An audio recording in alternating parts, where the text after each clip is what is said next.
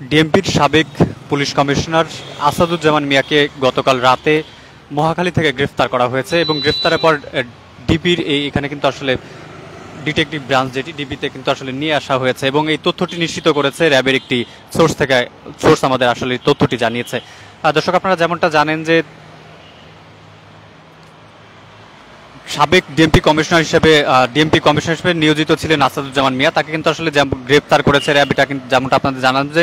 গতকাল বুধবার রাতে রাজধানীর যে মহাখালী থেকে কিন্তু তাকে আসলে গ্রেফতার করা হয় এবং গ্রেফতারের পর ডিবিতে তাকে এনে রাখা হয়েছে। র্যাবের দায়িত্বশীল কর্মকর্তারা বিষয়টি আসলে নিশ্চিত করেছেন। যদি আপনাদের তথ্যটি জানেন যে 2015 সালে যে খিলগাঁও থানা ছাত্রদলের সাবেক সাধারণ সম্পাদক মোহাম্মদ নুরুজ্জামান জনিকে পুলিশি হেফাজতে ক্রসফায়ার নামের হত্যার যে অভিযোগ রয়েছে, সেই অভিযোগ এনে কিন্তু আসলে তৎকালীন যে পুলিশ কমিশনার ছিলেন আসাদুজ্জামান মিয়া সহ বর্তমান ও সাবেক প্রায় 13 পুলিশ কর্মকর্তাকে আসলে আসামি করে মামলা করা হয় এবং এই মামলাটি করা হয় গত 3 সেপ্টেম্বর ডিএমপির খিলগাঁও থানায় এবং এই মামলাটি দায়ের করেন জনির বাবা ইয়াকুব আলী এবং এই মামলায় কিন্তু আসলে তাকে গ্রেফতার করা হয়েছে। অর্থাৎ সাবেক যে ডিএমপি কমিশনার ছিলেন আসাদুজ্জামান মিয়া, তাকে আসলে এই মামলায় আসলে গ্রেফতার করা হয়। এছাড়া কিন্তু আসলে গত সরকার অর্থাৎ 5 আগস্ট যে সরকার পতন হয়, সরকার পতনের পর দেশের যে অস্থিরতা কিন্তু আসলে বিরাজ করছিল এবং অস্থিরতার পাশাপাশি যে পুলিশ সহ অন্যান্য যে আইন শৃঙ্খলা রক্ষাকারী বাহিনী যারা এই সরকারের মদতপুষ্ট ছিলেন এবং সরকারকে যারা সহযোগিতা করেছিলেন, তাদের অনেকেও কিন্তু আসলে গ্রেফতার করা এবং তাদের বিরুদ্ধে কিন্তু নানা রকম অভিযোগ আনা হয়। এছাড়া এই সরকারের যে এই কমিশনার যিনি ছিলেন আসাদুজ্জামান মিয়া, তার বিরুদ্ধে নারী কেলেঙ্কারির অভিযোগ কিন্তু রয়েছে এবং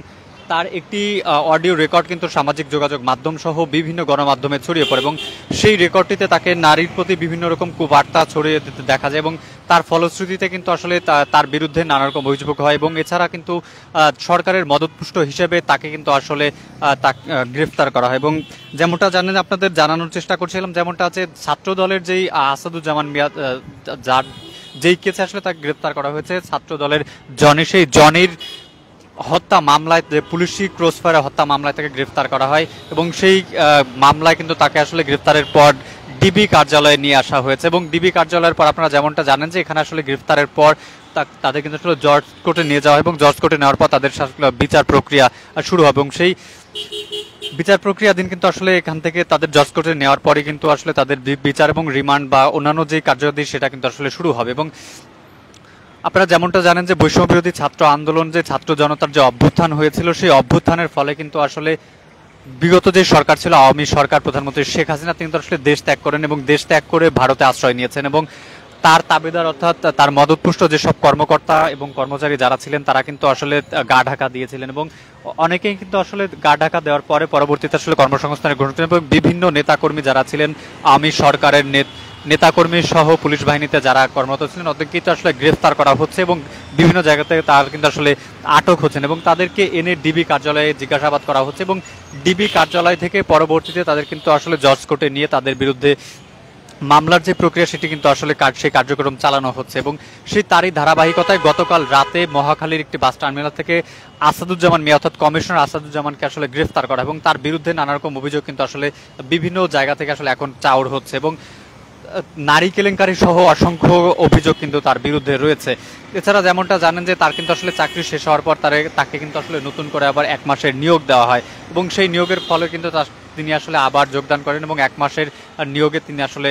জয়েন করেন এবং পরবর্তীতে কিন্তু সরকার পতনের পর অর্থাৎ গত 5 আগস্ট যেমনটা জানেন যে ছাত্র জনতার যে অভ্যুত্থান হয়, সেই অভ্যুত্থানের ফলে সরকারের পতন ঘটে এবং সেই পতনের ফলশ্রুতিতে কিন্তু আসলে গত সরকার যারা ছিলেন আওয়ামী সরকার, সেই আওয়ামী সরকারের প্রধানমন্ত্রী সহ তাদের মন্ত্রিসভা সবাই কিন্তু আসলে দেশ ত্যাগ করেন, অনেকেই দেশের মধ্যেই রয়ে যান এবং তাদের অনেকে আসলে গ্রেফতার করা হয়েছে। গ্রেফতার করে ডিবিতে আনা হয় এবং ডিবিতে তাদের জিজ্ঞাসাবাদ করার পর তাদের জজ কোর্টে নেওয়া যায় এবং জজ কোর্টে নেওয়ার পর তাদের বিরুদ্ধে আসলে বিভিন্ন যে মামলা প্রক্রিয়াধীন রয়েছে সেই মামলার সাজা কিন্তু প্রদান করা হয়েছে এবং অনেকেই কিন্তু আসলে তাদেরকে অনেককেই রিমান্ড মঞ্জুর করা হয় এবং তারই ধারাবাহিকতা এখানে কিন্তু আসলে আসাদুজ্জামান মিয়াকে গতকাল রাতে গ্রেফতার করা এবং সেই গ্রেফতারের পর তাকে ডিবি কার্যালয়ে নিয়ে আসে এবং আপনারা যেমনটা জানেন যে 5 আগস্টের সরকার পতনের পর দেশে একটি অস্থির অবস্থা বিরাজ করে এবং বিভিন্ন থানা শহর ডিবি কার্যালয়ে কিন্তু আসলে কার্যত বন্ধ ছিল এবং পরবর্তীতে সেনাবাহিনীর সহায়তায় এবং সেনাবাহিনীর সহায়তার কারণে এখানে কিন্তু আসলে ডিবি কার্যালয় পুনরায় তাদের কার্যক্রম শুরু করে। যেমনটা আপনারা দেখতে পাচ্ছেন এখানে কিন্তু আসলে সেনাবাহিনী তাদের সাজযানটাকে এখনো রেখে দিয়েছে এবং ডিবির যে স্বাভাবিক কার্যক্রম সেটি কিন্তু আসলে এখন চোখে পড়ছে। অর্থাৎ সাধারণ জনগণ এসে তাদের যে অভিযোগ তারা কিন্তু আসলে ডিবি কার্যালয়ে দায়ের করছেন, পাশাপাশি ডিবির যে স্বাভাবিক কার্যকলাপ সেটি কিন্তু আসলে বিদ্যমান রয়েছে। এবং আপনাদের যে ব্যাপারটি আসলে জানার চেষ্টা করছিলাম যে পুলিশ কমিশনার অর্থাৎ সাবেক পুলিশ কমিশনার আসাদুজ্জামান মিয়া যিনি ছিলেন তাকে আসলে গতকাল রাতে মহাখালীর থেকে আসলে গ্রেফতার করা এবং গ্রেফতারের পর তাকে আসলে ডিবি কার্যালয়ে নিয়ে আসা হয়েছে এবং ডিবি কার্যালয়ে রাখা হয়েছে এবং এখানের জিজ্ঞাসাবাদ শেষে তাকে কিন্তু আসলে নিয়ে যাওয়া হবে জজ কোর্টে এবং জজ কোর্টে তাকে তার যে মামলাটি রয়েছে সেই মামলার বিরুদ্ধে তার আসলে বিচার প্রক্রিয়া শুরু হবে এবং সেই প্রক্রিয়ায় তাকে আসলে কতদিন রিমান্ড দেওয়া হবে সে ব্যাপারটি আসলে এখন পর্যন্ত নিশ্চিত নয়। এবং কোর্টে যারা রয়েছেন তাদের কাছ থেকে এতটুকু তথ্য আমরা জানতে পেরেছি যে তার বিরুদ্ধে আসলে রিমান্ডে চাওয়া হবে এবং রিমান্ডের পর তা আসলে কতদিনের রিমান্ড মঞ্জুর করা হবে এই ব্যাপারটি কিন্তু আসলে এখনো প্রক্রিয়াধীন রয়েছে এবং তাকে গতকাল মহাখালী থেকে গ্রেফতার করার পর কিন্তু ডিবি কার্যালয়ে নিয়ে আসা হয়েছে এবং সর্বশেষ তথ্য আমরা যেমনটা জানতে পেরেছি যে ডিবি কার্যালয়ে তিনি আসলে রয়েছেন এবং এখানে আসলে তার জিজ্ঞাসাবাদ করা হচ্ছে এমন তথ্য কিন্তু আসলে আমরা জানতে পেরেছি। যদিও তথ্যটি আসলে কতটুকু নির্ভুল সেটা আসলে যাচাই করার সম্ভব হয়নি, তবে তাকে যে আসলে গ্রেফতার করা হয়েছে এই তথ্যটি সঠিক এবং তাকে আসলে ডিবি কার্যালয়ে নিয়ে আসা হয়েছে এই তথ্যটি আসলে র্যাব সরাসরি নিশ্চিত করেছে। এবং আপনারা যেমনটা দেখতে পাচ্ছেন যে এখানে তাদের যে কার্যক্রম বিদ্যমান রয়েছে সেই কার্যক্রম কিন্তু আসলে এখনো চলমান, অর্থাৎ ডিবি কার্যালয়ের যে স্বাভাবিক কার্যক্রম সেটি কিন্তু আসলে এখন চলমান রয়েছে এবং সরকার পতনের পর যে স্বাভাবিক কার্যক্রম ছিল সেই স্বাভাবিক কার্যক্রম কিন্তু আসলে প্রথমত আসলে ব্যাহত হয়, অর্থাৎ বেশ কিছুদিন যাবত কিন্তু আসলে এখানে সরকারের যে কার্যক্রম ব্যাহত হওয়ার পর পরবর্তীতে কিন্তু আসলে সেনাবাহিনীর সহায়তা সেই কার্যক্রম এখানে কিন্তু আসলে স্বাভাবিক করা হয়। এবং আপনারা যেমনটা দেখতে পাচ্ছেন যে আসলে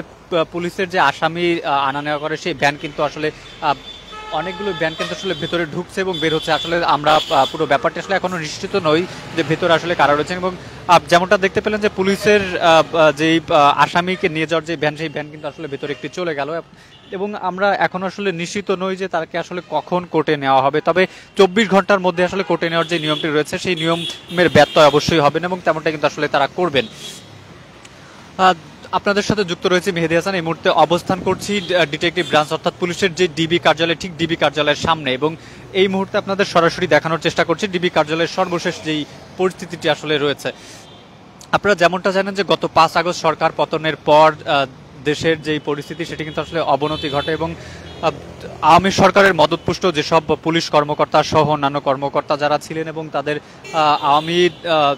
নেতৃত্বাধীন যেসব নেতাকর্মীরা ছিলেন তারা কিন্তু আসলে